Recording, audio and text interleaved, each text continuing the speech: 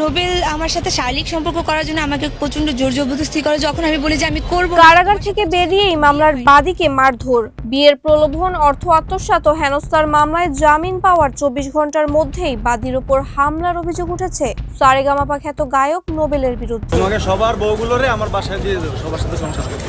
বৃহস্পতিবার Dhaka chief metropolitan magistrate আদালত প্রাঙ্গণে সাংবাদিকদের সামনে এই অভিযোগ করেন মামলার বাদী আনান্নিয়া শাবনাম রোজ অনন্যা। তিনি জানান, গত 24শে ফেব্রুয়ারি জামিনে মুক্ত হওয়ার পর কেন মামলা করা হয়েছে এই ক্ষোভ থেকে তাকে বাসায় নিয়ে মারধর করেন নোবেল। এ সময় সাংবাদিক ও আইন শৃঙ্খলা রক্ষাকারী বাহিনীর সামনে নিজের শরীরের আঘাতের চিহ্ন দেখান তিনি। এই সম্পর্ক যখন আমি বলি যে আমি করব না, তোমার সাথে হচ্ছে রোজের দাবি, নোবেল নেশাগ্রস্ত এবং জনসাধারণের সামনে নিজেকে ভিকটিম হিসেবে উপস্থাপন করার চেষ্টা করেন।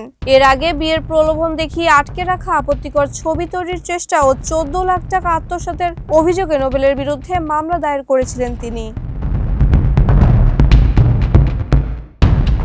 বর্তমানে মামলাটি পিবিআই এর তদন্তাধীন রয়েছে। প্রাথমিক প্রমাণের ভিত্তিতে গত 23শে ফেব্রুয়ারি নোবেলকে গ্রেপ্তার করা হলেও মাত্র একদিনের মাথায় তিনি জামিন পান।